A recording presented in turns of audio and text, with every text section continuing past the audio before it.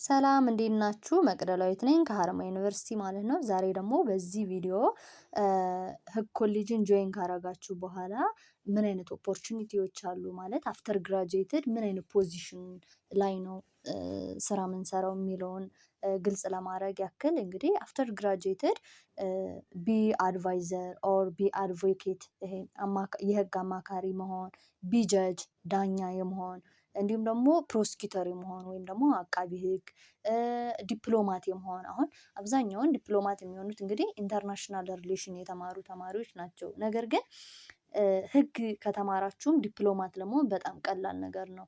እንደ እውነቱ ህግ ኮሌጅ አፍተር ግራጁዌትድ ኬ ኦፍ አናዘር ፖዚሽን ነው። አብዛኛውን ህግ ኮሌጅ የተማሩ ተማሪዎች ወይም ደግሞ በዛ ምሩቅ የሆኑ ባለሙያዎች ሁሉም ቦታ መግባት የሚችሉ ናቸው። ለምሳሌ ሚኒስተር ላይ ይሄ ካውንስል ሚኒስተር፣ ፓርላማ ውስጥ እንዲሁም ደግሞ እንደ ፕራይቬት ካምፓኒዎች ለምሳሌ ዋን ካምፓኒ ወይም አንድ ኦርጋናይዜሽን ኮንትራት ወይም አግሪመንት ከሌላ ኮንትራክት ጋር ሲፈጽም ምናምን በዛ ጉዳይ የሚመጡ ሌጋል ኢሹዎች ላይ ፖዚሽኑን የሚይዘው ማነው?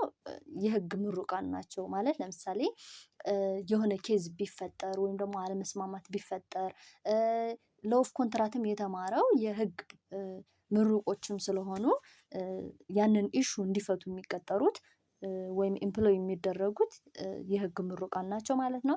እንደ ኢንተርናሽናል ደረጃ ስናይ ደግሞ ብዙ ኦፖርቹኒቲዎች አሉት። ለምሳሌ ኤንጂኦ ውስጥ የመግባት ሂውማን ራይት ኦርጋናይዜሽን ለምሳሌ ሪፊውጅ ቻይልድ ላይ ውመን ላይ እንደዚህ በአለም አቀፍ ደረጃ ከፍ ያሉ ስራዎች ላይ ተሳታፊ የሚሆን ምሩቅ ያው በህግ የተማረ ሰው ነው ማለት ነው። እንዲሁም ደግሞ ኢንተርናሽናል ኦርጋናይዜሽን ላይክ ኤዩ የምንለው ይሄ ዩኤን እንደ አፍሪካ ህብረት እንደዚህ አይነት ከፍተኛ ማዕረጎች ያሉት ነው። ስኮላርሽፕም ለምሳሌ በማስተርስ በፒኤችዲ ደረጃ አብዛኛውን የህግ ባለሙያዎች ውጭ ሄደው ነው የሚማሩት እና ይህን ዲፓርትመንት ጆይን አድርጎ ላለው አመሰግናለሁ።